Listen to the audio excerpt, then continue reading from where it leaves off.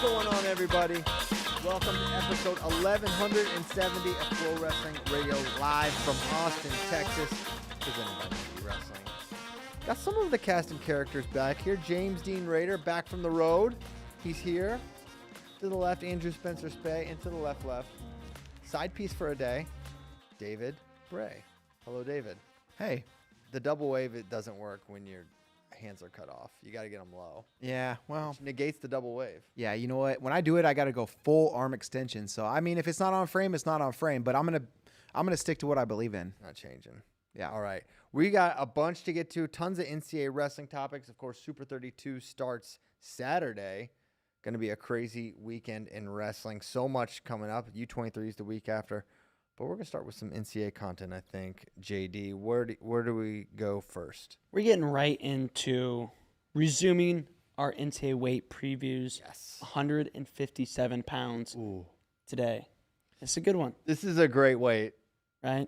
So, my tier 1 at 157 pounds, the title contenders at this weight, I feel this year, Antrell Taylor. Bold. Whoever Penn State puts out. Mm-hmm. Either Tyler Kasek or PJ Duke. Mm-hmm. Mara Shapiro. Daniel Cardenas. Stop. That's the end of your list. That's the end of my list. Okay. Well, do you want me to get into tier 2 and then we can let's do that. Let's do that. Tier 2. Ty Waters, Vinny Zerban, Jordan Williams, Kanan Webster. That's a good tier. Tier 3. Brandon Cannon, Gavin Drexler, Ethan Miller, Jackson Arrington. I put Charlie Millard in this tier. Chuck Millard. I like him. I'm pretty high on him, Minnesota freshman. And then I had a tier 4, keeping an eye on Cam Catcherbone. No big chits. No big chits. You were Mr. You were. I know. You drove Cody Chittum title contender till the wheels fell off. And now he leaves Precious Ames. And now you don't even say his name. I got to be bringing up. You were Mr. Bring Up Cody Chittum. I'm bringing him up. What, you putting him in tier 3? 4 is fine. He should be in there. He should be mentioned. Let me look at it. And then I also put, if they pull the shirt, I don't think these guys are going to start, but if they end up being the guy, Landon Robidoux, Oklahoma State, and Colin Rath from Missouri. I expect Robidoux. You expect Robidoux? I do. Over Travis? David Taylor is just super aggressive. And I think that we saw that last year. I think we're going to see that this year. And I feel like Landon, I mean, listen, he did not beat PJ Duke. I'm not going to try to represent that he did. But he really competed with PJ. He beat a lot of guys really badly. A year ago, he handled Melvin Miller, who we all know what Melvin is. I think Landon is just a ready-to-go kind of guy. And I think he's going to be in that tier 2-3 range right away. I have really high expectations for Landon. A couple of thoughts. One, regarding tier 1, I still maintain it's going to be PJ. I think it's going to be him. I'm not breaking news. I'm saying what I think. And I think for all the same reasons, PJ 157, maybe this year only. Kasek's got the red shirt. The tricky spot is with that, Kasek is not a true freshman, so it's not like he can go out for a couple events and then go into redshirt. He just has to enter opens unattached, basically. So you redshirt him, then you can flip-flop it. Redshirt PJ, Mitchell graduates. It's as seamless as can be. Now, if 5 for 5 comes in and PJ is not going to want to, it won't make sense to. Redshirts will no longer exist after that. And then who knows what Is that like a done deal? No, I'm not. No, but a lot of coaches think it's like it is happening. Okay. They believe it's.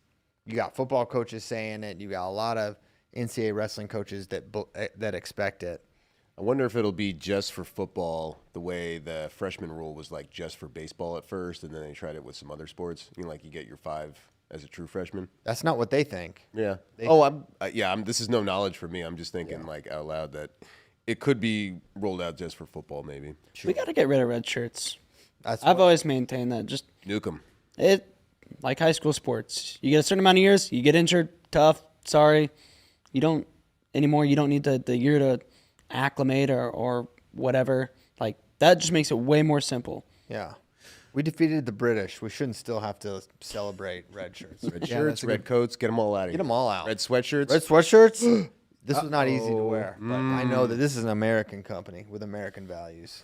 I do wonder, will the mental exercise of thinking that the 5-for-5 might exist, will that prompt more coaches to start true freshmen? And then will the byproduct of that be like, man, we were better off starting this guy either way? 100%. Like, whether that rule comes into play or not, like, hey, we started the best guy, we had a better outcome. Let's just keep doing that. I don't know.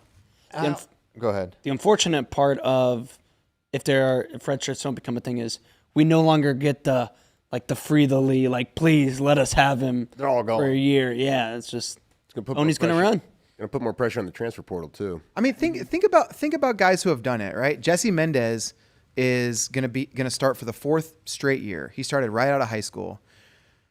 I mean, having 4 years of Jesse Mendez right out the gate, that was super exciting. I mean, remember Michigan State Open? He beats Lucas Bird. Mm-hmm. Awesome story. Now he's a 2-time national champ going for his 3rd. And by the way, you're paying this guy for 4 years, like scholarship money or NIL, whatever, for 4 years instead of 5 or 6 or 7. I mean, that's just better for everybody, right? That's just great dollars and cents there. I think this can help. This will help all programs too, because I feel like right now you have kids that'll go into a situation knowing like, well, if we juggle some red shirts, I could still like be in the lineup. Now it's gonna be kind of more clear, black and white. If I'm not the best guy, I'm not gonna wrestle right away. So I think we could see a more even distribution of talent. I think it's obviously still going to gravitate to the power programs and the major teams, but I think it will, flatten it out a little bit, distribute the talent. But kind of back to this, the first tier. I mean, it's worth noting Joey Blaze, we anticipate is moving up. I think that is confirmed. So otherwise, I would have him in this tier. Mm-hmm. I think Joey actually, since NCAAs, has gotten better. I think him wrestling up is good for him too. But Daniel Cardenas is someone we haven't seen much of in a long time. I could see him more skewing towards that tier 2. I think Brandon Cannon is going to be someone that we see in that tier 2 conversation. Yeah, I debated back and forth. I think his weird year last year, but I think the way he came on at the end, and I know he didn't place, but I think he will place this year. Meyer's a big one. He obviously is a title contender. I don't think we'd ever not consider him. But I think you should have a bigger tier here. I mean, think about Antrell. Won NCAAs, but he lost to Blaze and Kasak at Big Tens. So I don't know what place that was, but like 4th, 5th. He got 4th. 4th. That's, that just shows this is a more wide open weight, and I don't think the weight has changed that much. I think, here's what I think. Going into the NCAA tournament, our tier might be bigger than this. I could see someone like Ty Waters, healthy, up at a good weight class. This guy's ability, I mean, his last time out, he got, 3rd he got 4th, beat Ridge Lovett, beat a lot of really good guys, pinned Kyle Parco. I think he pinned him, beat him bad. Beat Ridge Lovett soundly. Like, he is really fantastic. I was thinking a healthy Ty Waters is someone I would easily see in that top tier, and we're going to see him at the All-Star Classic, no? That's right. Yes, first Cardenas. Yes. Yeah, so that would be a great, I know, everybody wants 1 and 2, and that's what we want, but that's a pretty fire match, right? That's a great match, and we'll learn a lot about both, I feel. 100%. So that's a great crew. I mean, Jordan Williams, tier 2, I mean, I think that's a little... too kind to Jordan? Maybe charitable, maybe not. Maybe it's an Iowa bump that gets built in, but, man, he fell short at 49. I think 57 is tougher than 149 pounds. And, I mean, Kenan Webster, I think he's going to have a really good year up a weight. I think going up would be good for him. He was so big. I could see him doing a lot of damage up one weight class. But, again, 57 is very deep, but that's a guy. He may be competing at the very top there soon. Arrington, tier 3, what was the justification there? Feels like a guy with, he beat Caleb Hinson his last time out, redshirted, NC State's track record. They're good. It just he had a weird year too. I know, it feels like he's capable of those big wins, but I feel like his last time out 2 years ago, I didn't see the consistency Yeah. from him. I see that. Compared to a guy like Webster, What are you seeing in Gavin Drexler? made the podium last year. Is that true?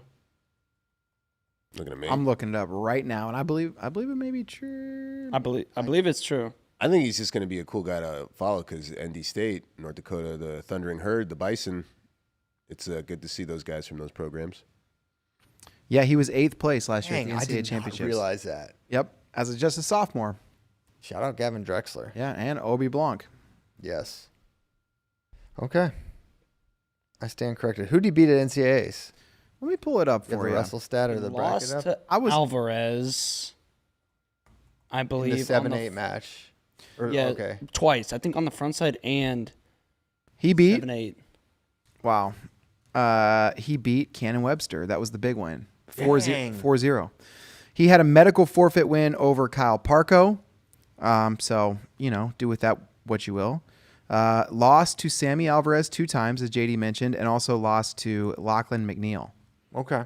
So, got majored by McNeil, lost in sudden victory to Sammy Alvarez, and then also lost 4-2 to Sammy Alvarez. So, Pretty good Big 12s, too. I remember the entire North Dakota State team had a pretty good Big 12. So he didn't have a great regular season and then came on.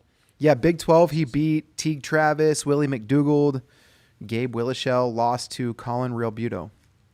Dang. So, that was his Big 12. All right. Shout out Gavin Drexler. I'm sorry I forgot you placed. Yep. And Drexler's also one of the best characters from the movie True Romance. What? Just FYI. I wonder if he's related to Clyde. Clyde the Glide. Possibly. We'll have to look into that later. One of the more elite athletic families. Yep. Okay. Gavin I love this weight. the Glide Drexler. Feels like Charlie Millard is definitely a guy to keep an eye on. Anytime you have a freshman with his renown, you could see him jumping. I think Tier 3 could be way bigger. I think someone like Hippolito could be in there.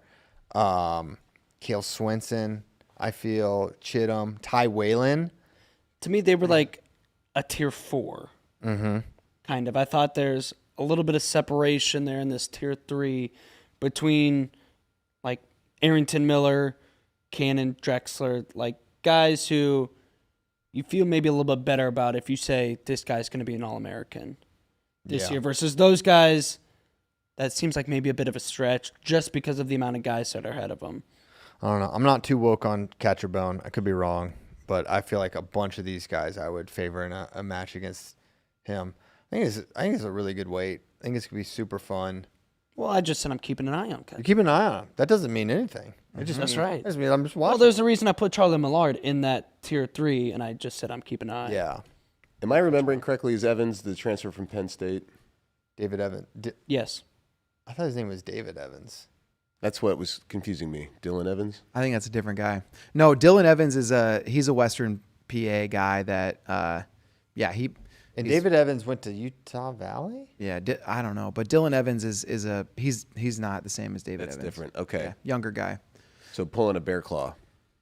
Well, not this. not Dylan. David Evans. Though. David, yes. D. Evans. We And need all the isn't he D. also Evans. like a 141 pounder? He was, but I think he's probably going 49. All right. Well, hey, by the way, Catcher Bone, he had 4 losses last year. They're not too bad. Okay. All right. He lost to Anthony Echemendia, Carter Young. You're going to want to remember that name. That's right. Tommy Askey, and Dylan D'Amelio. So that's it. Okay, 4 dogs. That's not bad. Anyone of note?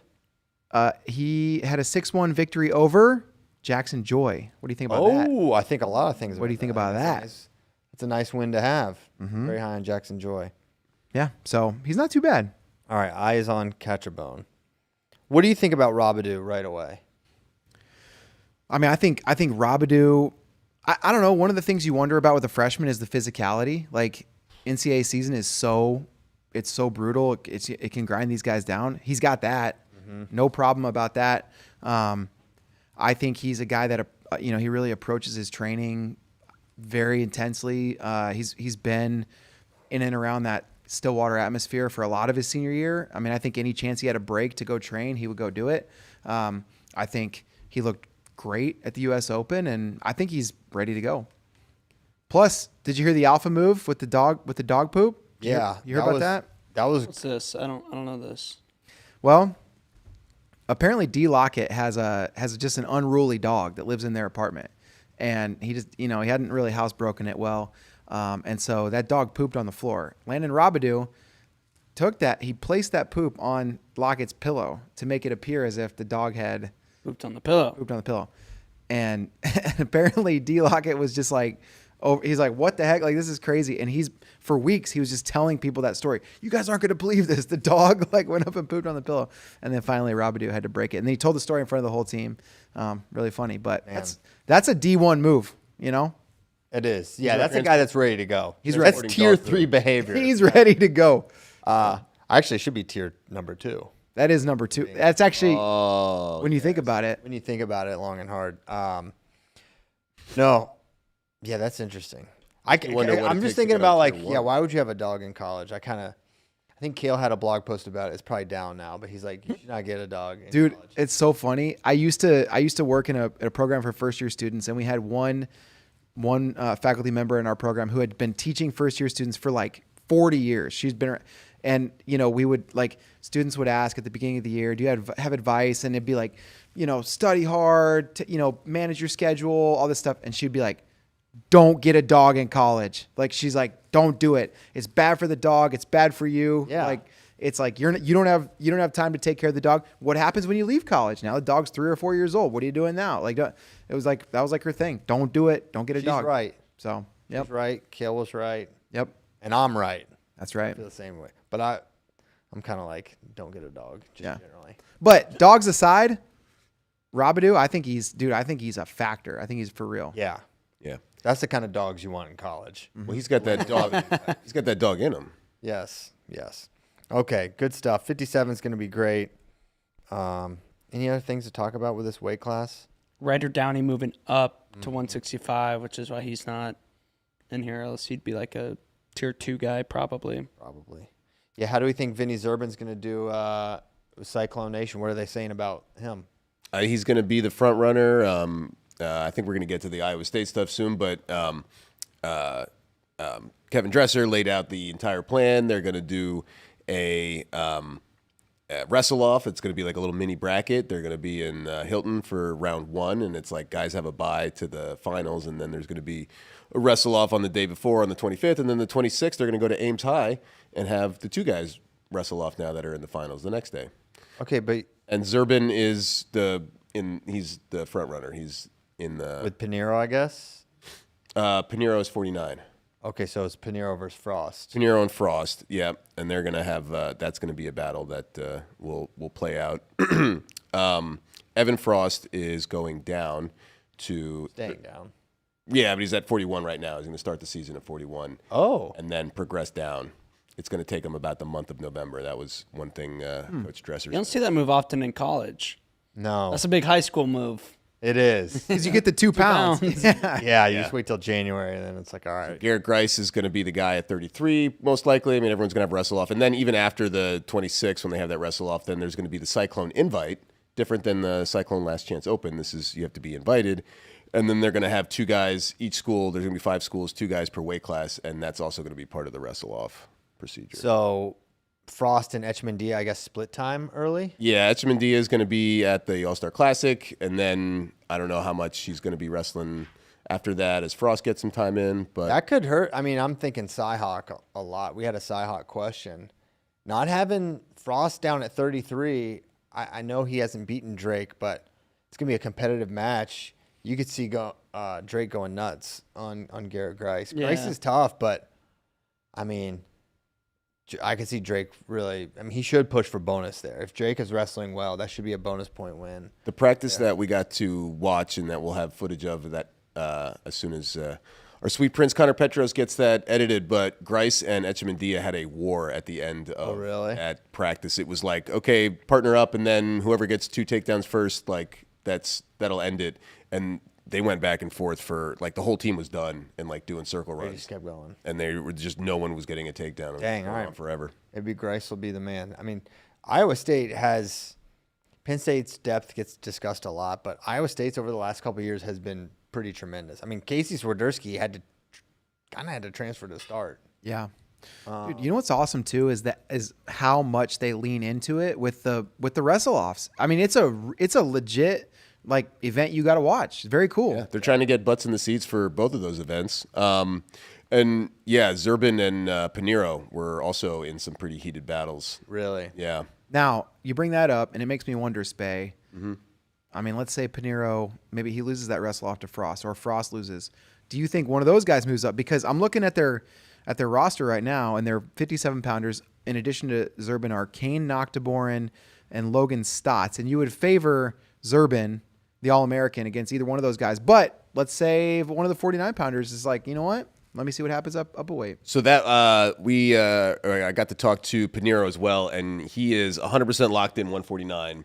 And the kind of theory is like, look, there's All-Americans everywhere you go. There's an All-American at your weight with Jacob Frost. There's an All-American with Zerbin up at 157 at Chimendia. Not that Pinheiro is probably going to go down, but it's like he wants to just pick a weight and talk to the coaches about it. So it's 149, and they'll just have to figure it out.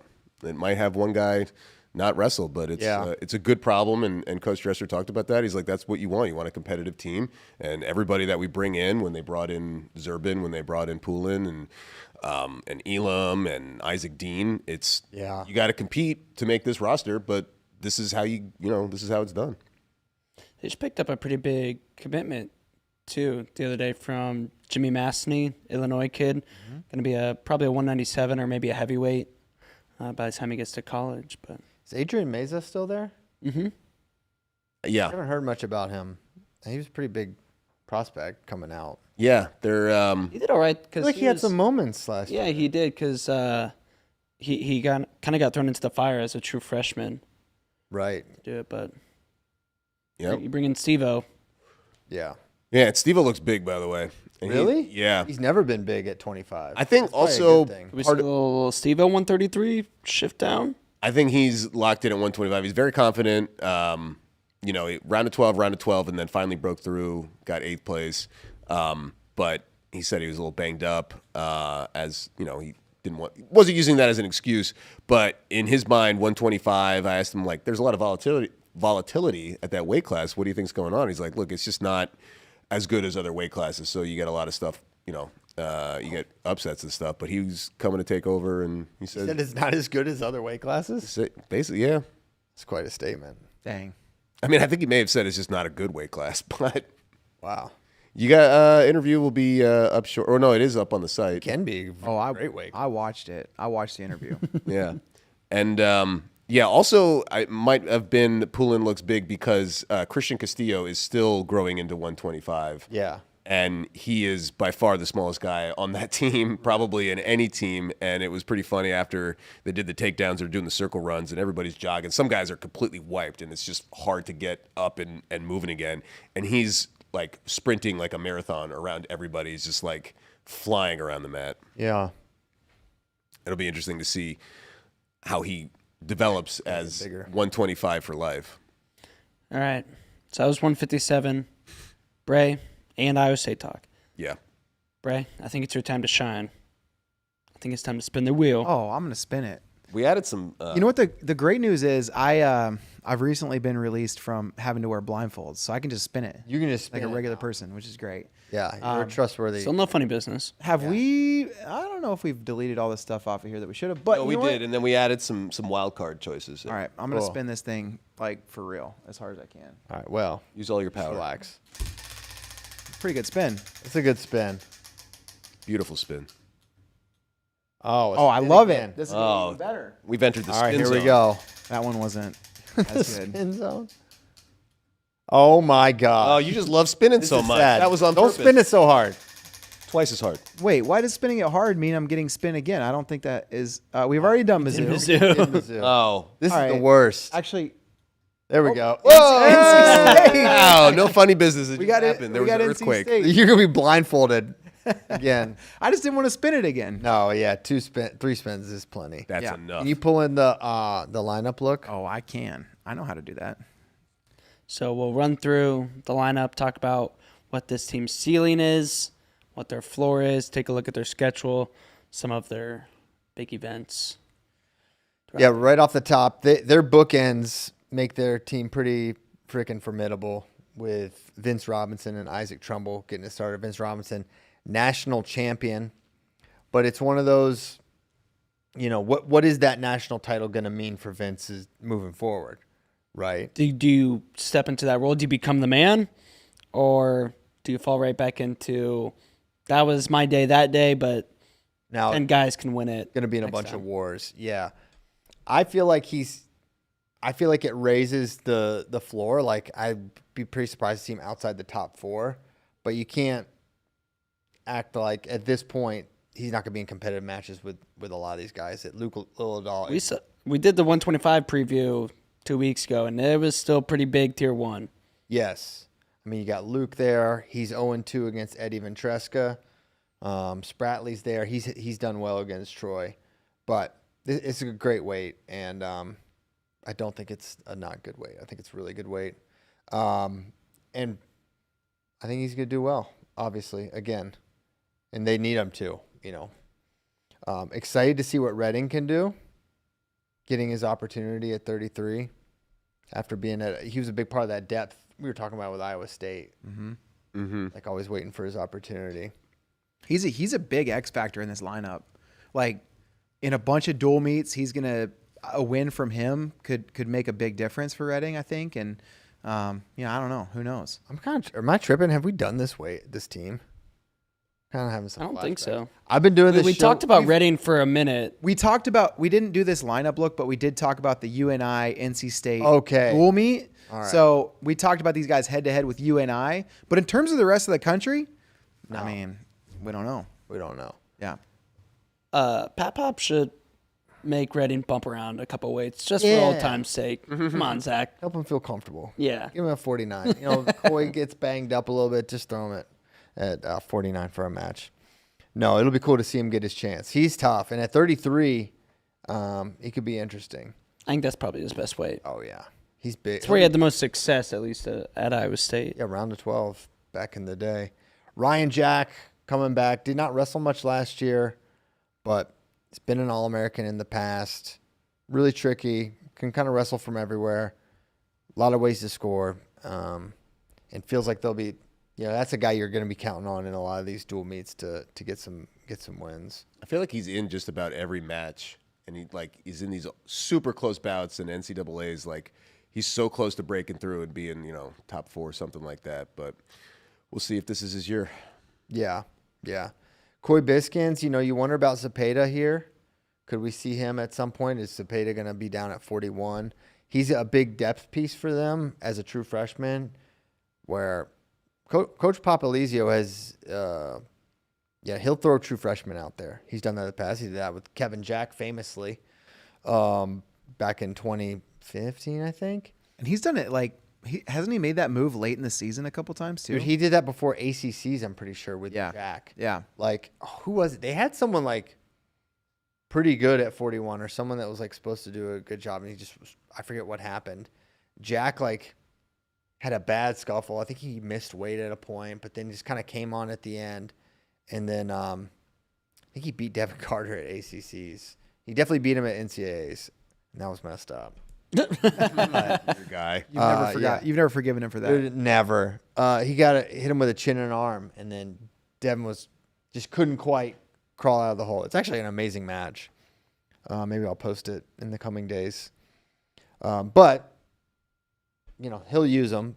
But Yeah. for Zepeda, I'm looking forward to Zepeda because I think he's going to be one of those college-ready guys coming out of high school. He was super polished already, loves to compete. What weight class is kind of a big question, but yeah, as you mentioned, Pat Pop is going to use his weapons wherever he thinks they could do the most good. Yeah, and Biskins is a guy that, if you're Coach Papalizzi and you're like, we got a shot at a trophy, and Biskins is kind of like last year, 17-13, 0-2 at NCAAs, and Zepeda looks like the real deal, which that does, right now all we have is what Zepeda is a prospect, right? We don't have that D1 data on him yet.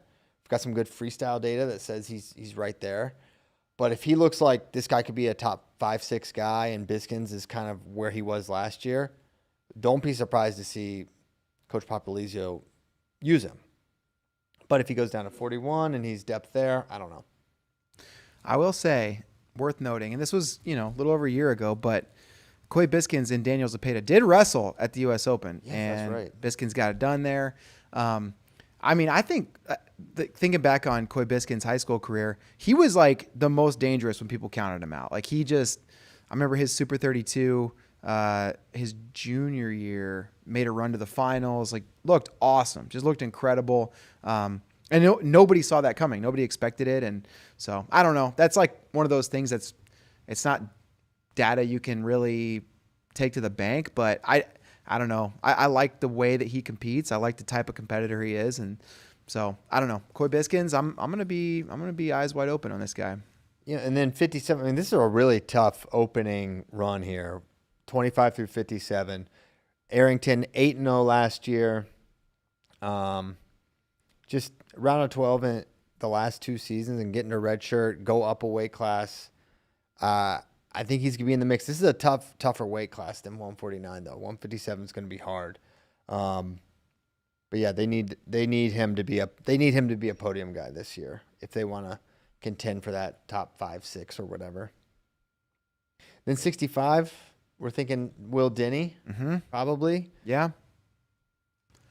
Dude's tough. Big part of that recruiting class. I think JDU had NC State ranked 6th in the final recruiting class rankings for 2025, and Will Denny a big part of that. But I mean, he's one of those guys that just has continued to get better and better throughout his high school career, and really tough wrestler out of Illinois. I think Will Denny is going to be absolutely a D1 ready guy, and I mean, if they're even talking about him at this point, to me that means these coaches have a lot of confidence in Denny, and I would trust that. Yeah, at this point in the year, you kind of know what you have with a lot of these guys. Like, you haven't seen them compete, but you've had them in the room. You have those kind of measuring sticks, and after years and years of coaching, that staff pretty well understands what they have. And I think they're excited about Will. Well, that's the benefit of having a deep room where you have All-Americans in there and you have the depth and you have guys that are at whatever levels they're at already. When you bring in your new class, it's like, okay, you get a really good gauge after a month or so of live wrestling. Yes. And then Singleton, All-American last year in 25 at this weight. A weight that loses Dean Hamady and Keegan O'Toole, feels like he'll be right there in that top 4, 5, 6 range potentially. And Singleton's been at high levels all over the place. He's made world team or A's level world teams. I think he made a Greco team. I mean, he's a competitor. Yeah. And 84, this hurts. And Coach Popolizio was pretty, candid about this. Like, Dylan Fishback left us a pretty big hole with him transferring out. So they're going to have to figure it out here between Andrew Machiavello, Jesse Mullis, these 84-97 feel like rough spots for the Wolfpack contingent. And, on some of these, they have depth in some spots. This 84-97 are not areas with depth. And when you lose a guy like Dylan Fishback, you're just counting on him being that guy. And now when he's gone, it's like, all right, that we didn't have really a plan B here. Seems like you feel a hole in the lineup a little bit more in the ACC than you would in the Big Ten, just because, I don't know, you could have a really good guy in the Big Ten who's the 9th best guy in the Big Ten and doesn't score you a lot of points. But ACC is so small that if you have a hole and you're not getting placement points, that's tough. Like, that is tough to make up. Yes. And you feel it in duels too, because if you have 2 weights where you're not sure, it's like, man, you gotta be really, really good the rest of the weights. The upside on the Virginia Tech side is it feels like they're going to have 10 qualifier level, threatening to make the ACC finals, maybe win the ACC type of guys. Whereas maybe they don't have as much title contending pop, but NC State's got those guys, but maybe the 84-97 spots could really hurt you. Yeah. And then having somebody like Fishback, who's a veteran, transfer out, that just shows what the new landscape of college is. That you're always recruiting, you're always having to talk to your guys and do everything you can, because it's every season could be a big change like that. Yeah, and then they have Carson Howell penciled in. I'm not as familiar. Were you familiar with him coming out, David? I'm literally reading about him right now on the screen. 4-time South Carolina state champ. All right, South Carolina. They did bring in Brophy. Oh, that's right. It's going to be Brophy. Which is Second semester, though. Yep. Yep. So that's, I'm forgetting that. But it'll be a native South Carolinian no matter what then. They need that. No, so that's good. So really it's just 84 is the tough one. Yeah. First semester, they'll feel it. They'll feel both. And then Trumbull, a guy that I don't think you can say can't win a national title. I think he's going to be there. I think the weight's fun because I think there are quite a few guys that can win it. There's not a Wyatt, Gable, Kirkfleet element here. There's a lot of good guys, and he's one of them. So fourth last year, and it lost, Wyatt and Greg and Gable. So he's, the highest returning place winner because he lost to Schultz, I think, for third. Whoops, sorry. Probably. Just threw that. Yeah, I think it was Trumbull and Bastida that you guys were trying to figure out for number one, right? Well, Yeah. Fast Twitch. And then AJ, he's up there. Trumbull's a real fun guy at heavyweight. Brings a lot of interesting tools. He's moving up from he did move up from 197, so he's not on the, large size, but he's tall and he's. He added 10 pounds. Did not know he had a torn ACL last year. Did you guys know that? Mm-mm. Well, Coach Papalizio talked about that in the preview, that he was battling a torn ACL last year. So I don't know if that got cleaned up or he's just like gutting it out. You see both. He's pretty tough. He's also with Troop. Did the ROTC and Yeah. graduated from that. From Nebraska, right? That's right. Millard South High School. Yes. Dang. So, ask the question, JD. What is NC State's ceiling this year? I think this team could get fifth. No trophy. I don't think so. Too many teams in the way. They don't have the surefire national championship guys. They have to hit. Like Vince and Isaac probably have to make the finals. Yeah. And then even still, you need Ryan Jack and Jackson Arrington to really step up. If you think 20 points from Robinson and Trumbull, that's very, I don't want to say totally unlikely, but it's like you're talking about their ceilings. That puts you at 40, and then you add another one or two All-Americans. I think they're in the trophy mix, but again, it's stuff that really has to go right for them. So that's a stretch. Yeah, where are they currently in the tournament rankings? I don't know if you could pull those up. Oh, I'm gonna pull them in. I'm pulling those in as we speak. You think they could be top four? You put them in that. Okay, so there's no scenario even on their best day, I think, where they outplays Penn State or Nebraska. Iowa, probably not when they have Caliendo, Ferrari, Drake, who are all kind of locks for top 3 or 4. They're sitting 6 right now. The thing that's tough when you look at these rankings is that right now there's a big jump from 5 to 4. There's an 10.5 point jump from 5 to 4, and NC State 17 points away from Iowa State, who's projected at 70. It's like, can NC State make up 17 points? And also, Oklahoma State's behind them right now at 8. Yeah. Like, that is not the 8th best team. Mm-hmm. Oklahoma State is maybe appropriately ranked right now at 8th. They're going to be a team in that trophy mix. They're rolling out, Spratley, Figs probably. Lockett is not high. Lockett's not ranked. Robidoux would not be ranked. I think they're a team that's going to jump up quickly in the rankings. I just think it's just crowded up there. Yeah. It gets tight pretty quick once Yeah. you start looking at who else is there, not just the best case scenario for NC State. Trophy's too much of a stretch. Yeah, it feels like they should be in the top 10.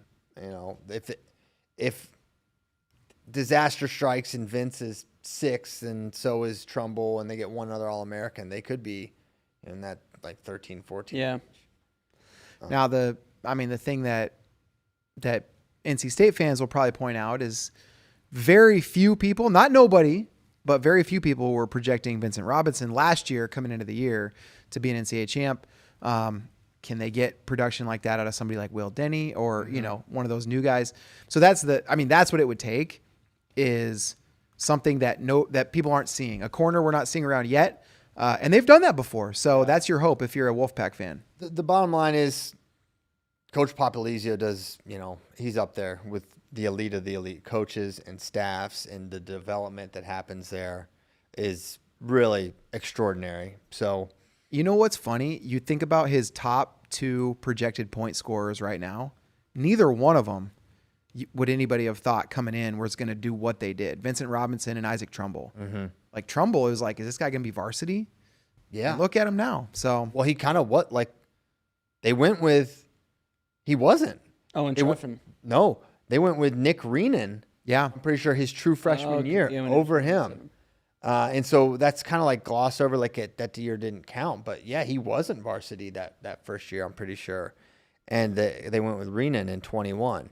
And then he's been, in the mix ever since. But yeah, Vince Robinson is someone who he was definitely more of a name than Trumbull coming out, just because he did have these crazy moments and he would get a win. But putting a tournament together was something we really hadn't seen him do, right? It's kind of the NC State recruiting method is they don't pick up a whole lot of the top 10 big boarders, right?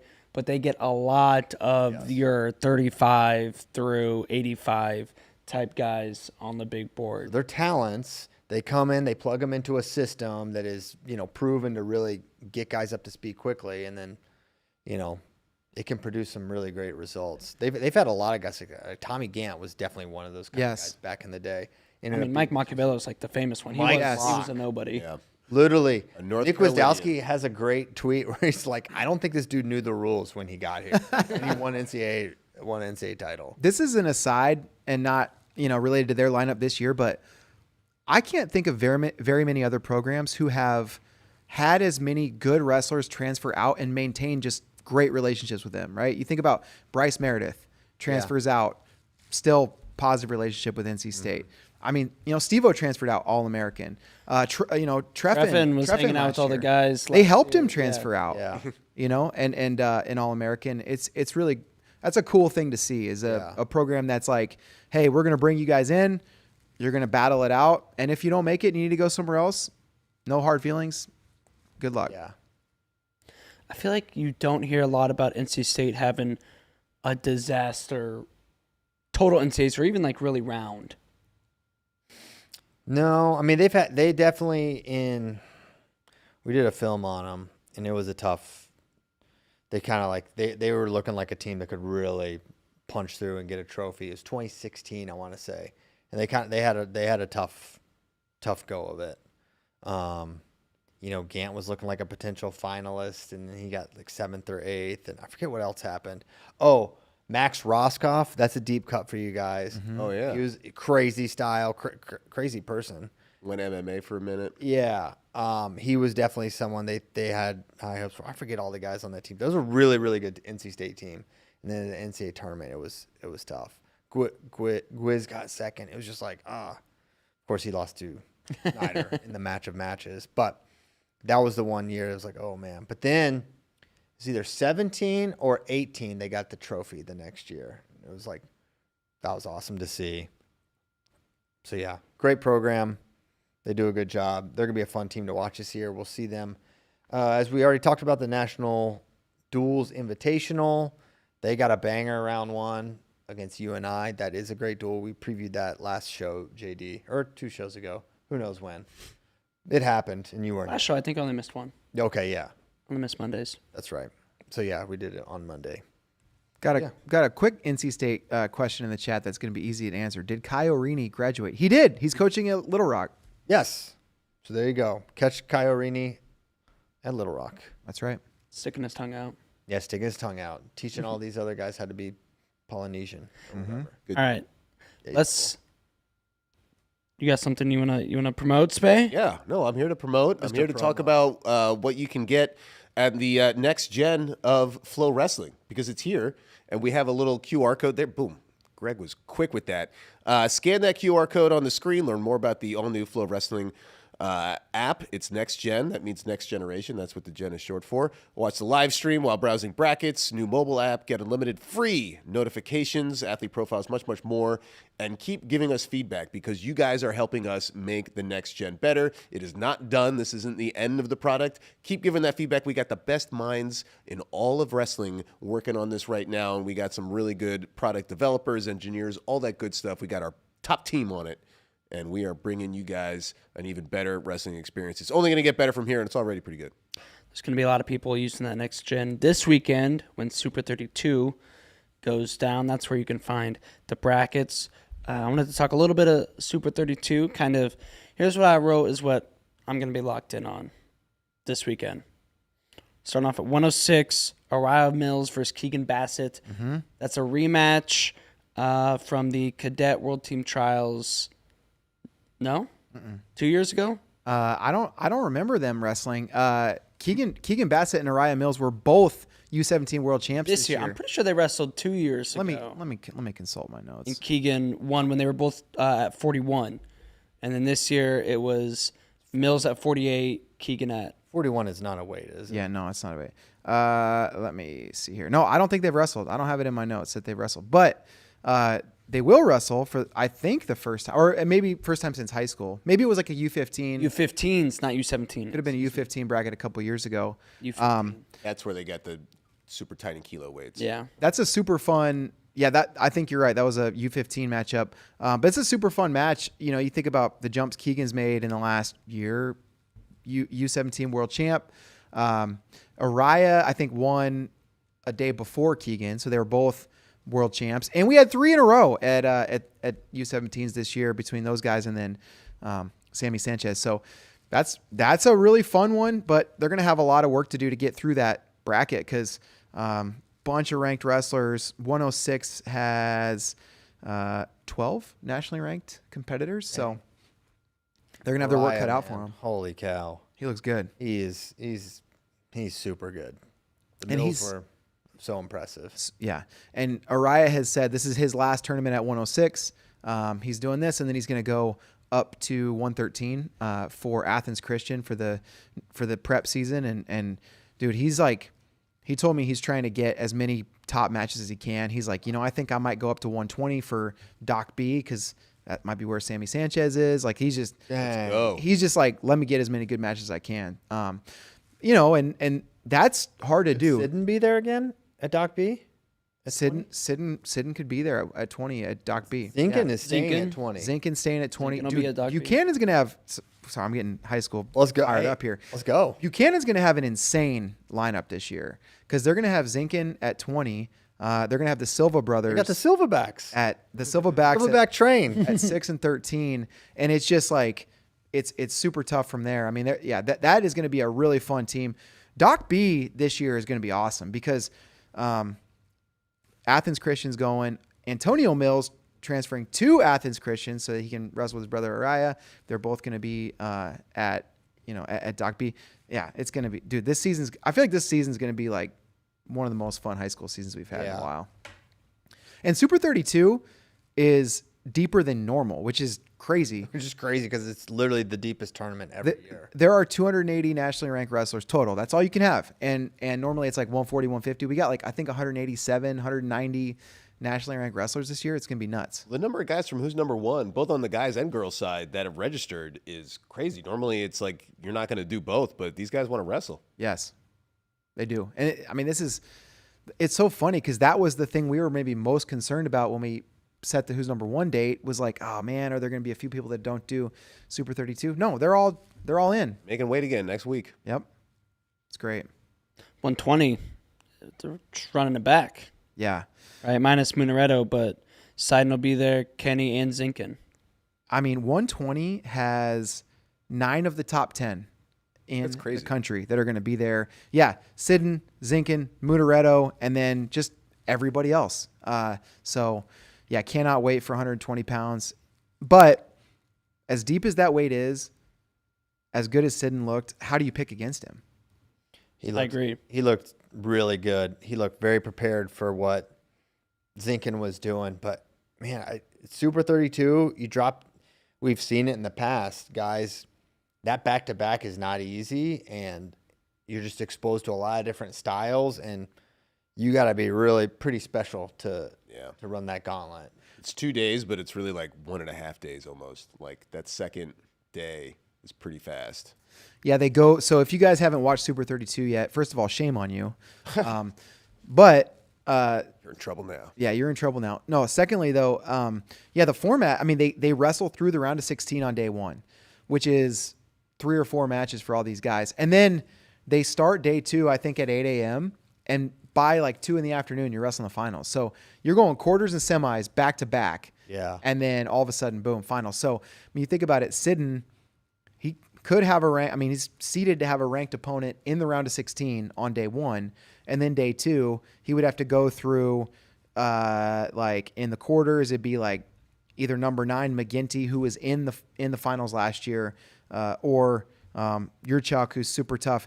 That's a quarterfinal. Semi would be like a couple ranked guys. Mason Jacob, who beat seeds out. Seeds are out. Yeah, I'm gonna have a preview out this afternoon. That's gonna have all the seeds and everything in it. But Willie did the seeds. They're on his site. But yeah, so it's like, yeah, these guys are like, yeah, you're gonna have to run a freaking gauntlet. I'm already thinking about how crowded the finals mat is going to be. I love it. When you try to like maneuver around or like do anything, there is like you could barely breathe. And like, just remember doing like interviews afterwards and having to like fight through like kids and like grab the guy and then go behind one of like the draping curtain things where the broadcast is going on. It's fun. It's one of the coolest like wrestling environments in high school wrestling. It's just, it's just wild. riding that mat. Yeah. Great event. Yeah, I'm pumped. Caleb doesn't have a tournament, so I can like, when you're watching on the phone versus having the laptop with the, you can just watch a lot more. Yeah. Like that. So I'm looking forward to like watching all that. This tournament's so fun, but like it takes me a long time to set all the notifications because it's like 190 ranked guys. Make sure you do that on Next Gen. It's free. It's not free in some cases. Not free but ever, it's free on FloWrestling. Yeah, you don't have to like judge or think like, oh, how many I'm going to get all these texts. It's going to rack up a bill and I have to whatever. No, just set as many notifications as you want. Yes. Yeah. What else are you thinking about JD at Super 32? Jimmy Dean. Heavyweight, Mako versus Bechtold. People forget Bechtold won this bout at Super 32. Yeah. Last time I saw each other at Super 32. Mako got revenge at Fargo, That's right. I do believe. But I don't know. Could Bechtold sneak in? Dude, he's good. Very He's really athletic. good. Yeah. Super good. You got Chance Marsteller helping you out. That, that's never a bad thing. Right. 132, I think, is super fun with Moses Mendoza, Keanu Dillard, and Ashton Besmer. Yeah. This is kind of like so Besmer was U17 World Team of this year. It's like now, can he compete with the U20 type guys? This is the time to go prove himself. Dude, Ashton Besmer at Doc B last year, I think it was a semifinal, beat Moses Mendoza in one of the crazier matches of that tournament. It was one of those like where there were maybe 1 or 2 challenges. There was a lot. I think there maybe was some blood time. It was like a match where it ended up taking a really long time, but Besmer got it. Mendoza came back later and beat him. Mendoza won the state title last year in California, but Besmer, part of that Buchanan, super tough Buchanan team. He's absolutely capable of getting it done in this weight class. So yeah, I really want to see that. But I mean, Keanu Dillard, I mean, that's a world medalist there. So yeah, it's awesome field. It's gonna be fun. Bo Bassett going for number 4. Yes. First ever. Yeah. No one has ever won 4 Super 32 titles. There have been some 3-timers. There have been some guys close. Yanni won 3 and then didn't wrestle his senior year. Knox won 3, but Lost to Bassett. yeah, his sophomore year. Yeah. I mean, That's just had to go through some guys No to doubt. win these. They haven't been, not that there's ever an easy Super No. 32 title, but some were definitely hard than other. And Bassett's had a couple tough ones. yeah. Well, there have been plenty of tournaments where you see Bassett just run through. And so you kind of can get the idea like, oh, maybe he just dominates all the time. No. He's if he makes it to the finals this year, that'll be his 5th time in the finals. His first time in the finals, Knox cut down for the challenge of wrestling Bassett, beat him. Then they wrestled again going into Bassett's freshman year. Bassett won that match. It was awesome. I mean, what a Great match. What a challenge though this guy coming down to beat you, he beat him. Then his sophomore year, he had an 11-0 major in the finals. But, oh, by the way, it was against Sergio Vega, and he had to beat Kyler Larkin in the semis. I mean, that's hard. And then last year, it was the rubber match with Zepeda. Overtime. One of the most, if not the most incredible Super 32 finals I've ever seen in person. Probably the best one I've seen in person. So it's been a gauntlet for Bassett to get to this point. And he's up a weight. I mean, he wrestled 150 at Who's Number One. He's only wrestled 150 pounds for like 30 seconds in his life because he was at Elite 8 duels at 144, did great there, but he's going into a field where he hasn't seen a lot of these guys. And 150 is going to have 14 nationally ranked wrestlers. He's going to have ranked guys from the round of 16 on. And most of them, he doesn't have the benefit of familiarity. So it'll be a really, really cool story if it happens, but it's going to be tough. It's no gimmies here at 150. Yeah, it's not a coronation. You got to earn that one, that 4th. It's going to be fun. Wait, I said 14 ranked wrestlers. It's actually 17. My bad. Wow. Well, that will not guarantee, but that makes it even more likely that from the round of 16 on, you're going to see ranked guys. Mm-hmm. And then on the women's side, there's going to be stars as well. Morgan Turner. Yep, didn't get to see her Who's Number One, but she is a U17 world champion. Jordan Burroughs trained. That's a pretty good coach to have in your corner, and she does a lot of winning, so it's going to be great to see her on the mat. And the weight classes are a little bit different at Super 32 for the women's than they are in most tournaments, but 112, so I think that's higher if Morgan stays up at 112 than we've seen her before. And 138, you got 2 num ones, and the rankings are a little out of date. I think the last update was like June, so some of the rankings, we just did an all-ranked article. They need to be updated. They're going to get updated after Super 32. We'll have a Who's Number One Super 32 Fargo mega update. They'll be out soon. But Taina Fernandez, one of the best wrestlers in high school right now on the girls' side. Always fun to see her wrestle. And she's going up from 135 to 138 because that's the weight class. And Riley Hanrahan, who just won 140, who's number 1 in a great match over Nora Akpan, she's registered at 138. So 2 num ones potentially in that weight class. Should be fun. Super 32 going down live on Flow this weekend, Saturday and Sunday. We also have some great college content on the website, Iowa State, from Spey. Mm-hmm. Yeah, that was a great visit. Really appreciate the hospitality at Iowa State. Lined up a whole bunch of interviews. So we started the day with Steve O'Poulin. They have a great student athlete center, student performance center, SPC they call it, and it's where athletes from every different team go there. They got food for them, they got tutoring classes, they got all that stuff, and then it's right next to where they practice, and then Hilton's not far. So it's all kind of like right there, and we started with Steve O'Poulin, then we talked to Pinheiro Johnson. That was a great interview, rolled right into Kevin Dresser. Then we talked to Echemendia and Younger Bastida. They both have NWCA All-Star Classic matches that they're preparing for, so we talked a little bit about their opponents. And then watched practice. That was an awesome practice. They were scrapping. Coach Dresser said, you guys came in a good day because they really did go after it. So that'll be fun to watch.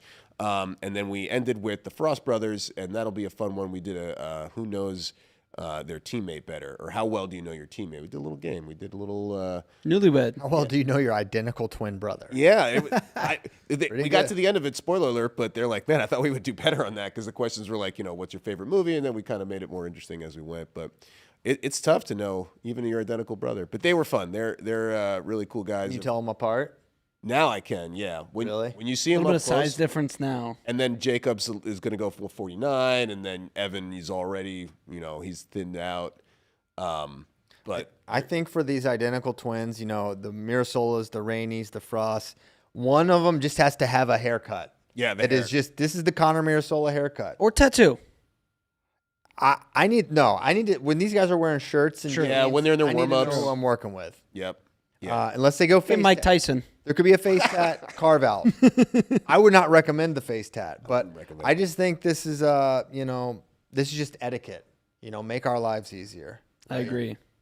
when they're But I can tell the Brands brothers apart better. Like, thank goodness that Terry Steiner works at USA Wrestling and he's always just got USA stuff, so I can always. All yeah. right, The that Steiners helps. are tough. yeah, the team when they're on different teams, when they're on the same team and they're wearing the same gear, it's like, oh shoot. It's like, oh no, Troy's helping out with the women's team. It's like, all right, I'll see who's running the practice. That's Terry. the Frost brothers from Louisiana. You don't get a lot of Louisianans on the All American podium, so You won't find them anywhere. They talked about all the good food in Louisiana. One of the best food states, in my opinion. Yeah. They moved to an objectively better state. Maybe not in food, but Definitely not food. For pizza parlors, man. Yeah, pizza parlors. You like pork tenderloin, You like Snicker salad? Oh gosh. You big breakfast in pizza form, Oh my god. gas station food. Yeah. Love Iowa. Just not the best cuisines. that practice is going to be fun when that video comes out too. Yeah, can't wait for that. Fun And then coaches. JD was in Nebraska, caught up with Coach Manning. They caught a great practice there and caught up Antrell Taylor, Brock Hardy, and the team. And Bader was at Illinois. Yep. Yeah. And now today he's at Michigan. Yep. And I know we've got boots on ground for some ACC schools this week yeah. around Super 32 as well. So Connor and Andy going to Virginia Tech tomorrow. Well, they're traveling today. Tyler's going to be at NC State tomorrow. So, guys, it's all happening. Tyler's going to be at Iowa next week.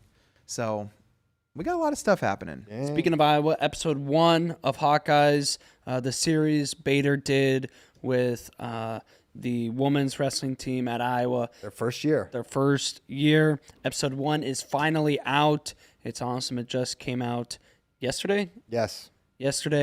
Unless you were at Extreme Arena for Who's Number One. Yeah, you could have seen it then. But A lot of people stayed and watched because it was like in between. I was like, well, it's a cool thing to do and put on in between. But a lot of people stayed and watched. As soon as it ended, there was like a bunch of people clapped. Great response. And yeah, just super proud that we can do a project like this. Yeah, it's great. U23s is going down. Oh my gosh. In next week. Next weekend. Yeah, So next weekend. Women's freestyle is like kind of middle of the week, and then it's so it goes Greco, women's, men's freestyle, and yeah, it's so many Penn State guys, and many of them would be in the All-Star Classic, but they literally would basically have to get back and then immediately rest, so it just doesn't make sense. Yeah, let them focus on freestyle. One last tournament. Dude, U23s is gonna be nuts this year. So many elite guys. I mean, obviously for Team USA, we've got a great team, which it sometimes can be hit or miss who you get. But it's super good. And then our guys are going to be tested, like Mitchell, Marcus, Jax. Like they're going to have tough weights to win. I think PJ? WW just put out something Yeah, where it's PJ. like all the senior level people that are also at U23s. And there's a lot this year because year after Olympics, a lot of teams are like, okay, let's send out some of the next generation, the new guys, see how they do at Worlds. And most of them still have a lot of them still have U23 eligibility. So we're going to see them again. Yeah. So excited for that. Crazy month. Want to be locked in on Flow Wrestling. Also want to be locked in Nike Wrestling. Oh, Our friends. athleteps.com. Hey, Got it there right you that time. I go. was staring at it right here. No way I'm messing it up this time. Well, we're talking about all the different levels. We're going from high school with Super 32. We're locked in for college and then U23 Worlds because whether it's your first time on the mat or you're the reigning Olympic champion, you get the gear designed to the exact specification of championship athletes. That's what Nike does. That's what your friends at Athlete PS will do when you go to athleteps.com. Out in 8 colors, the all-new Inflict 4. That's going to help you get to the championship level that we all aspire to be at. Yeah. I feel like, dude, Spey just ran over JD. JD was locked in to do that read. No, I tossed Oh, you were it. teeing it up? That's an alley-oop. I thought that was a steamroll. Hey, JD, if you want one of these cards, I'm happy to share. Well, we print them on there too. So it's also. Oh, right. Well, the I cards- was the cards alley-ooping. does That's look- why it spayed me. We were locked. Eye contact. Dang. we I thought it was just Spey's a little selfish on the reads. No, that was a sick oop. we have a communication level right here. Me and JD, right. when we lock eyes, we are on the same wavelength. That's adorable.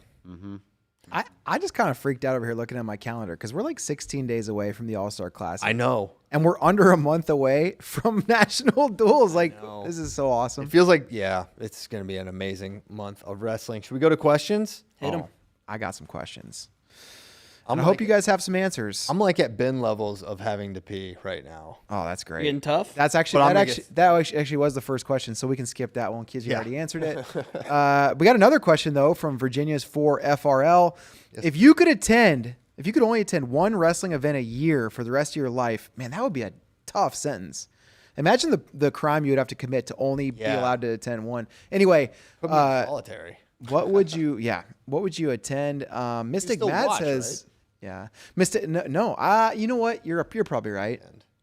You can only attend one, but you could probably watch the rest. That's all what I'm right. thinking, in person. Okay, it's okay. All right, we're back. All right, I'm back. It's basically which is your favorite event to attend? Mystic Matt says World Championships is only correct answer. Mystic Matt, is he right? Is he wrong? What do you guys think? Wrong. He's wrong.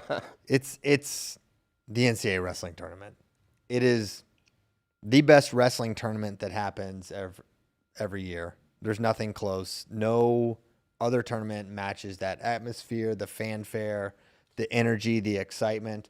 It's the only tournament that has a real one of the many reasons it's great. It's not just what it is for those 3 days, but it's a true culmination of months and months of stories that you get to find out the answer to. Whereas like you don't really get that at the World Championships necessarily. You don't really get that at the Olympics. Those are legacy defining tournaments to win, and they're harder tournaments to win. And I love them very much.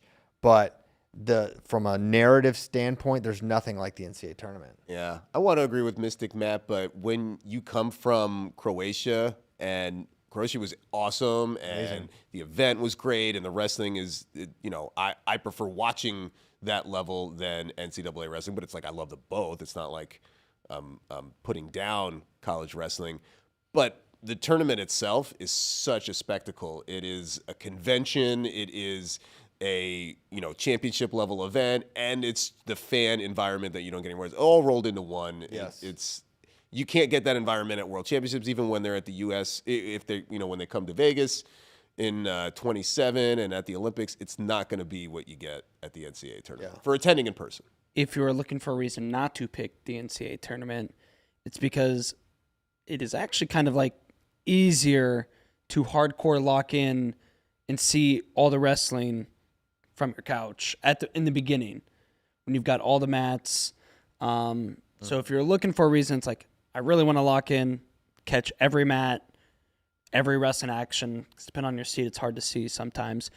And then maybe you would say, especially if you're a fan of like Iowa or Penn State, one of those, like the Iowa-Penn State duel at home that year, or the Iowa State meet, or the Oklahoma State-Iowa.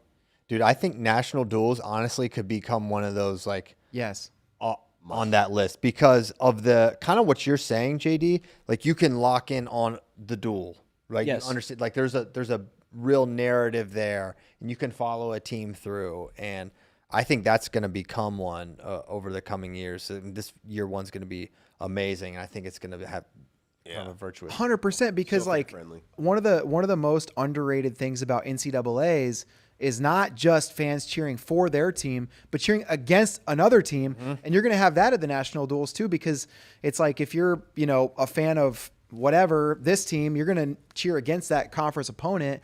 And so you're going to be, you're going to have, the home fans of whatever team popping over here, but then the antagonistic fans over there going crazy whenever anything happens for their rival's opponent. I mean, it's going to be like that, like for an entire duel, not just a single match. It's going to be awesome. They'll be looking at their next opponent, like it could be either of these two teams. They're going to cheer for the one that they match up better with, or whatever. Yeah. They're cheering for upsets so that they'll have a better path or something. So, all right, next question. I think is from Medea. No, this is Tyler Perry.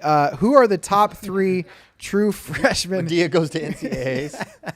who are the top 3 true freshmen who have the best chance to win a title year one? His are PJ Duke if he starts, Marcus Blaze, and Ben DeVino, and he does think DeVino's getting the dub. Who do you guys like? I don't think Ben DeVino will win an NCAA title this year, but maybe one year. I would say probably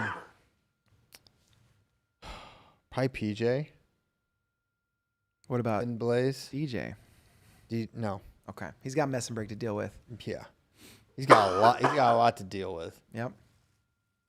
Caliendo, Joey Blaze. There's a lot of guys in Lockett's way. Mm-hmm.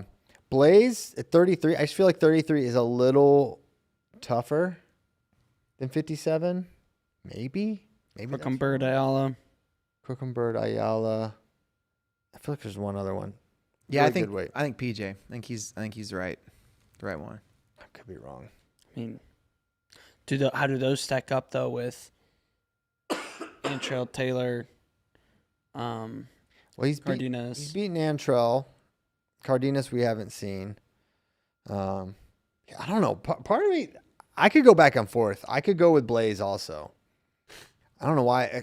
I feel like we have not seen a ton of PJ folk style. You're gonna go Blaze over the last that- guy to beat him in a high school match, Davino?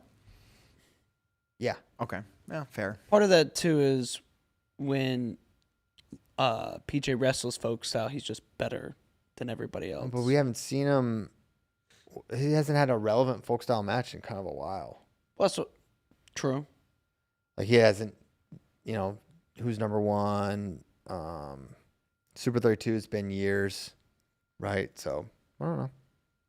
I think I'll switch it to Blaze. I'll go PJ then. Fine. If he wrestles. Yeah. Well, it's kind of nice that K-Sac's not in the mix. Like they're on the same team. I So know. yeah. You're taking out a big opponent Yeah. right there. Absolutely. Mm-hmm. If he was, on Clarion, I'd be like, But yeah, the barrier for entry is like already super high. It's like Yeah. if he's on the team, you already know. Right. Exactly. We got a question here from Randall Goldsworthy. Mm-hmm. I think this is a great question about two of the greatest athletes of all time. Sure, this Yeah. isn't your pen name. Who would you pick to win? Burroughs in his prime or one of the man-eating lions? It is day before weigh-ins, by the way. Here's the thing about those lions. They have absolutely no discipline. Yeah. They would literally eat a human every single What day. am I missing here? Oh, the Lions of Savo, the man-eaters of Savo from the Ghost in the Darkness. Two of the greatest Two of the greatest athletes. athletes all day. We talked about this on One of the best tangents we've ever been on. Was That's this yesterday or Monday's show? Monday show. Yeah. Yeah. I think I have heard you talk about these. We talk about them about once a year. We talk about the man-eaters of Yeah. Savo. Yeah. I think Jordan. I think he cooks them. They're the Not for the reason. man-eaters. You think they miss weight? I think they miss weight. Yeah. I mean, one of the things is that these lions were kind of starving a lot, right? Isn't that why they were eating so many No, humans? I don't know. They became it became kind of a sport. I think. Just love of the game. Fun, love of the game. Which you gotta love. You admire the passion on the one hand. On the other hand, yeah. Well, I'm giving Burroughs all of the equipment that you would need to hunt lions as well. This is Yeah. say a wrestling match. This is Burroughs would figure out how to track these guys down and eliminate. he's them. double legging this lion. One thing you got to worry about is blood time. That's true. That's true, and that's gonna make him get a little more crazy. Considering at Worlds, I saw for the first time somebody lose because they have limited blood time internationally. Excuse you, bleeding time. Yeah, bleeding time. International. If they have UWW rules, these lions are in trouble because they're going to get their blood out and done. Yeah, he's gonna. I think Burroughs would be in trouble then. Dude, I'm not gonna touch them. These lions can't make weight. They're like 150 kilos. That's a big lion. I'm reading about them. They literally can't.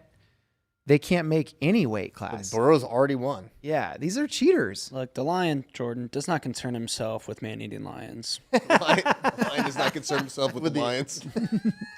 All right, next question. All right, sorry, I got a little too into that one. All right, next question. This is from Herc Dog. What's more painful, being spladled by Nick Simmons? Oof. 2, bow and arrowed by Zane Train, or 3-man drill, but your partners are Mitchell Messenbrink and Austin DeSanto. You have to pick one. Well, okay, so I'm thinking about this pragmatically. Bow and arrow, I'm just gonna go over. Yeah. True. My foot may not. See, that could kill me. I don't know which is more likely to kill me. I'm choosing the 3-man drill. It's more painful. I can I'll get tired. I'll get beat up, but like, You're choosing to do the 3-man drill? yeah. I need to do that. You I've know always what? I think said, that's the most painful though, IMO. I think it's the This is most. It's prolonged. lung pain. Yeah. Lung pain. Maybe Tricep pain. You've seen the damage. I'm going in with a sweatshirt. Doesn't matter. Santa's got to rip it. I know it's not gonna be good. Yeah. It's gonna be bad in the shower, but I don't know what would happen if Nick Simmons spladled me. I don't know what would happen to me if I were bow and arrowed by Zane Rutherford. I'll guarantee you one thing that's going to happen that nobody's accounted for yet. The situations 1 and 2, I kind of feel like these are match situations, which means they're public, which means the emotional damage of Yeah. of being that Moldovan guy Or Moldovan. whose Forever. anatomy He has a Hey. unibrow. his anatomy is on display for all the world to see for the rest of the time. I can't handle that. I'll do the in practice 3-man drill, no cameras.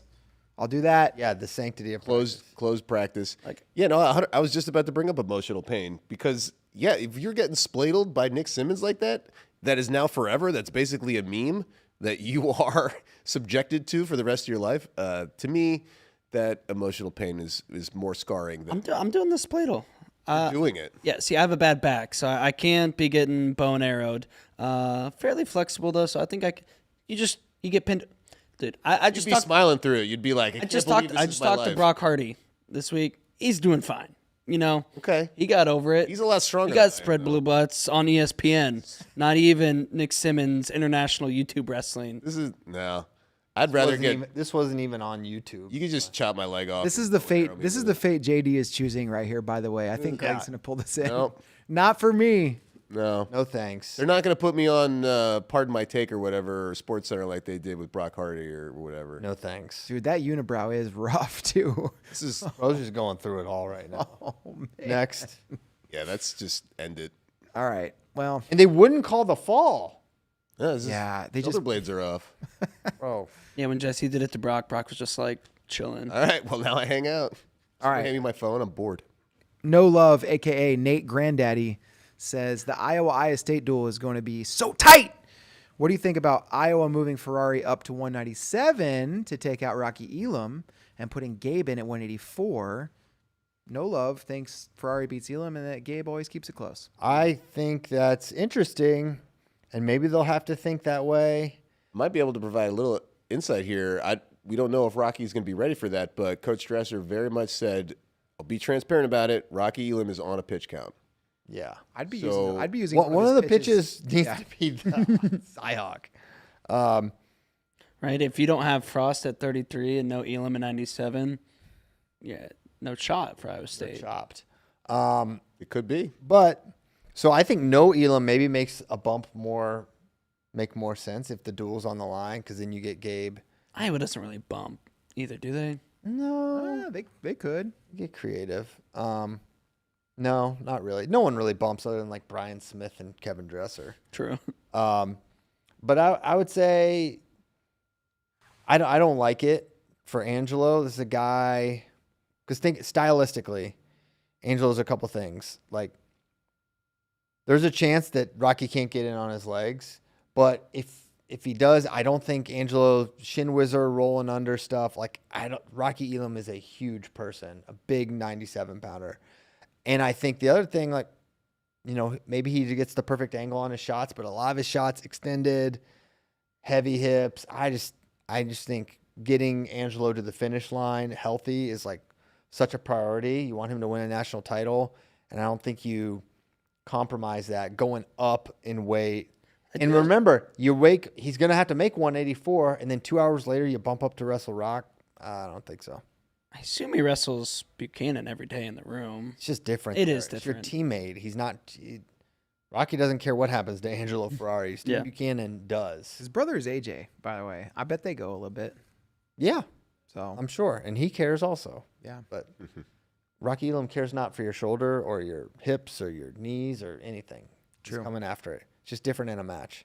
Yeah. So maybe they think about it. I do think that's something in some duels, like that flexibility with Angelo and Gabe is notable, but I don't know if you do it there. Quick PSU question in the YouTube chat we can answer. Why no PSU at All-Star Classic? Well, basically they're all at U23s. Yeah, their whole team made the U23 World Team. So, Asked and answered. And that's within like a week, less than a week, basically, of the Classic. yeah. Tyler Perry is back. Wow. And if he told you now that by the end of March, one of these three things would happen, which would you be the least surprised by? 1, Christian Carroll, All-American for Wyoming. 2, Aiden Sinclair, 184 NCAA champ. Or Aiden Valencia, 141 NCAA champ. Carroll Yeah. to 8. I mean, that means he can get 8th. And Means he wins a round of 12 match. He can do that. yeah, things happen. I think he's going to be. I think Wyoming's a great spot for Christian. I'm not saying these other. I mean, Aiden Sinclair, I think he's gonna have a great year. I think he's in that tier. Aiden Valencia, that means he's got to beat like Jesse and Brock, and I don't know. Aiden Valencia has won a lot of matches, but find me a tournament he's won. Yeah. That's a different kind of skill.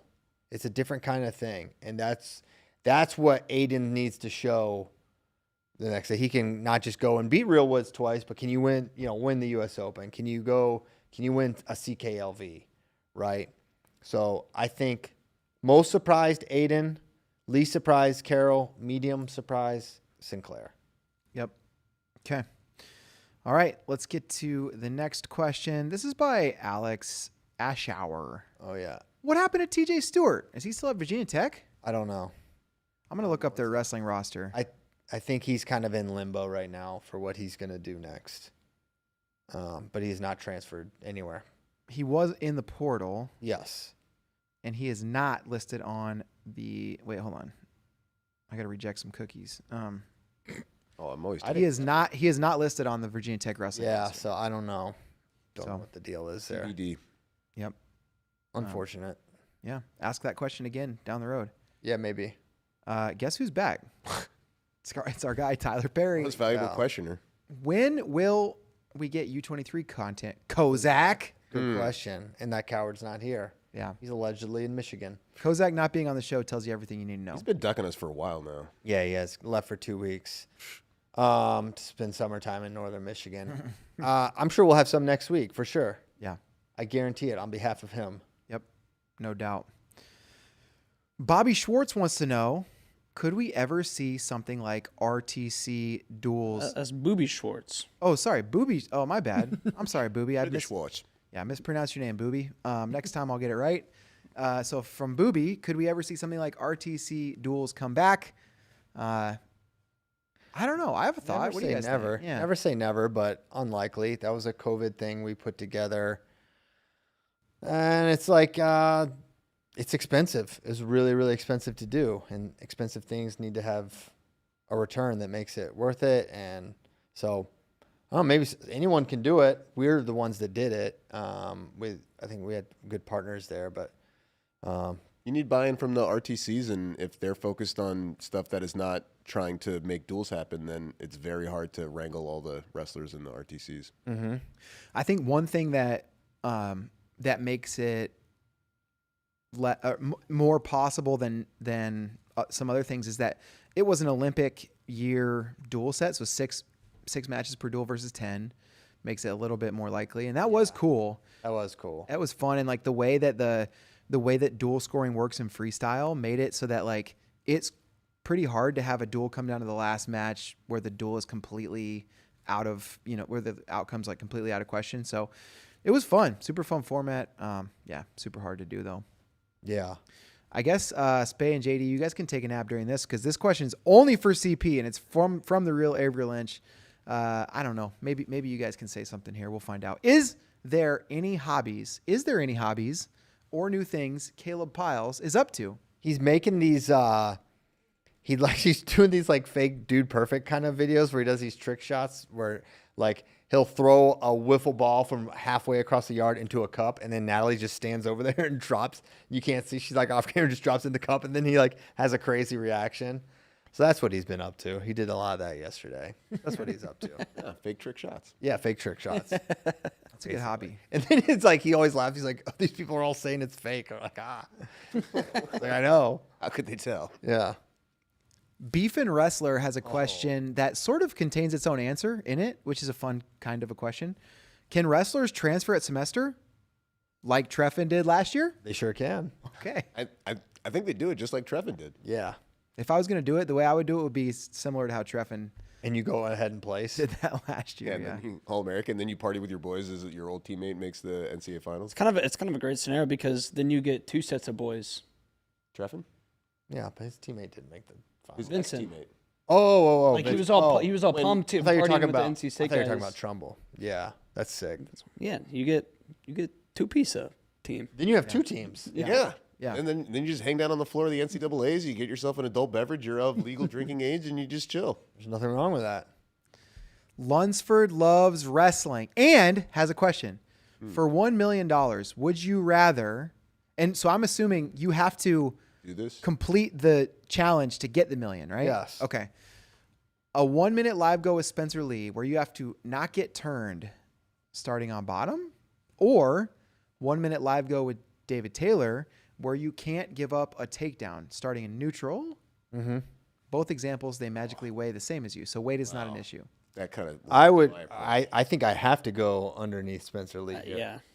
There's no scenario I am not going to get taken down within 4 seconds against David Taylor. Yeah. I am for very obvious Can reasons. you just stall and like run away? I can't run. He'll catch me. I don't know. Maybe I'm faster than David. I feel like I'm probably not. I mean, you just keep. He Running in doesn't run circles and anymore, running out though. of bounds and stuff. You know, they don't run, so maybe he's out of. The last time David Taylor ran was when he was chasing a pig. I feel like I Oh. mostly have to come to terms with the idea that I'm not getting the $1 million in either scenario. Yeah, I think that's what's going to be tough. Although I maybe really like the million. Just not getting turned. Like, remember this. I'm not Mark Bader, but Mark Bader, the Jordan Oliver Cradle Challenge, like, he couldn't turn him. Like, I just have to stall on bottom, right? I'm not saying I'm going to do it, but I'm saying comparatively, there's a chance. now is this freestyle or folk style? Because if it's freestyle, maybe I go to the out of bounds, put my head out. I don't care. Give me the caution. That's not part of the million. That's a turn. I think it's folk style. That was one of the things I was pretty good at in high school, was just staying in a base and just being Can I obstinate. get my hands like this to where when he's pulling in the bars? Because, like, I don't know. Spencer's like bar, half, double arm bars. I think it's possible. That was good stalling at bottom. Yeah. Maybe the real question is which of those two guys, David Taylor or Spencer Lee, is more bribable? Ooh, split. Let's chop up that 1 million. I'll even go 40-60. I'll go. Yeah. You can get. Dude, you could have 90. I'll take 100,000. 100. No. Let's not go crazy. Well, I'm keeping. Bray, you can't just give that away. I can. Yeah, you can. I got $100,000. If they bargain up, Oh, we just fleeced that guy. Who asked that? Lunsford Loves Wrestling. Yeah.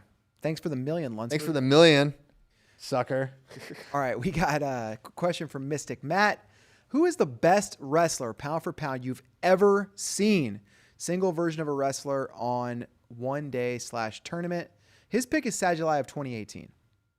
You can say that. I think Jordan Burroughs. Yes. is Which the best. year? Which year?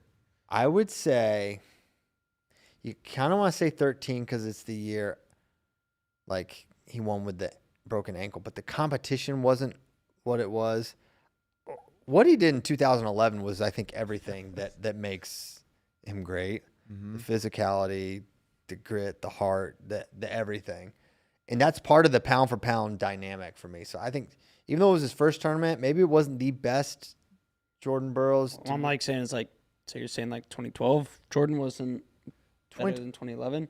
2012, I feel like was all about everyone having a game plan to beat Jordan, whereas in 2011 it was them wrestling him in a more pure sense.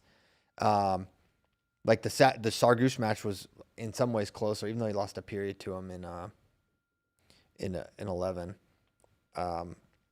Goodarzi was a little. I don't know. I feel like he had to beat more good guys in 2011 than in 2012. Also, it was harder. Like a lot of those matches, you can't go back and rewatch. Like you can find Sargouche and you can find Goodarzi, but like his whole run, you can't find it. But you can for 2011. So that's informing that too.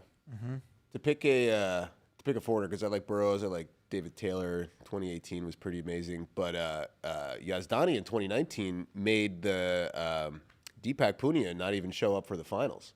Yeah, that So was, he just intimidated him right off the mat before he even took the mat, and he smashed everybody else on his path. NCAA, you have to pick probably Kale's senior year. yeah, you could really pick any year. He was not like there wasn't a big. Well, I'm just, okay, who's the pound for pound best? It's probably Yeah, Kale. His senior year was pretty crazy. Yeah, Kale's senior. Yeah. yeah. He had a great senior year. He had a great sophomore year. But yeah, that's what I think. We should probably call it. Yeah, this next question is like a whole segment. That's a banger. We don't have time. We'll get to it later. So Yeah, we'll do great that. questions, We'll Cowboys. do that Mondays on Monday's show. Christian's trying to run out early. He's got to pee. Well, it is 11:30. It is 11:30. This is a at minimum a 10-minute segment. Yeah. Yes. So I'm just doing math. I'm not gonna sign off until 11:30 comes though. So okay, Until 11:29. Super 32 is coming. Let's go. Saturday and Sunday. Sunday, you got to be locked in early because it's done early. It's done by like, I don't know, 4. Yep. 4 or so. So make sure you're tuning in for that. More Nebraska content and Iowa State content to come. Be on the lookout for Michigan, Illinois. And yeah, going to be a great weekend of wrestling. It's Super 32. Good luck to all the wrestlers competing. May the best wrestlers win. And I bet it's 11:30. It is. Yes. How about that? Thanks so much. We'll see you next time. Have a great, great weekend. Safe travels to Greensboro, everybody. See ya.